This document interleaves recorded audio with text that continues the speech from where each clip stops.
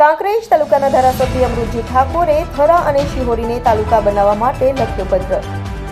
મળતી માહિતી પ્રમાણે ઉત્તર ગુજરાતના બનાસકાંઠા જિલ્લામાં તાલુકા વિભાજન પ્રક્રિયા દરમિયાન લાખણી, સુઈગામ, ભાભર, થરા, શિહોરી, ભીલડી જેવાને તાલુકાનો દરજ્જો મળે તેવી માંગ કરવામાં આવી છે।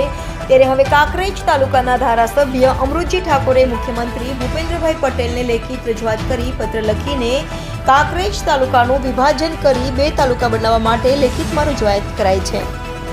જેમાં સૌથી અગત્યની બાબત વિશે વાત કરીએ તો કાંકરેજ તાલુકામાં 105 ગ્રામ પંચાયત અને એક થરા નગરપાલિકાનો સમાવેશ થાય છે। ત્યારે કાંકરેજ તાલુકાના વેપારી મથક થરાના 50 જેટલા ગામડા અને પછી કાંકરેજ તાલુકાનું મુખ્ય મથક શિહોરી વિસ્તારના 50 જેટલા ગામડાનો સમાવેશ કરીને વિભાજન કરી 2 નવા તાલુકા બનાવવા માટે એક પત્ર લખ્યો છે।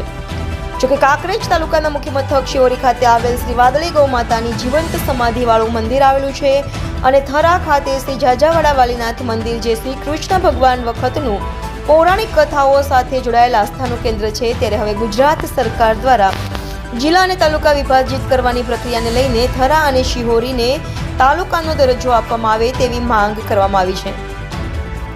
ત્યારે હવે જોવાનું એ રહ્યું કે આખરે ગુજરાત સરકાર દ્વારા શિહોરી અને થરાને વિભાજન કરી દેવામાં આવશે કે નહીં તે જોવાનું રહ્યું। પરંતુ હાલમાં તો તાલુકાના વિભાજનના પત્રને લઈ અનેક પ્રકારની અટકળોનો દોર શરૂ થઈ ગયો છે।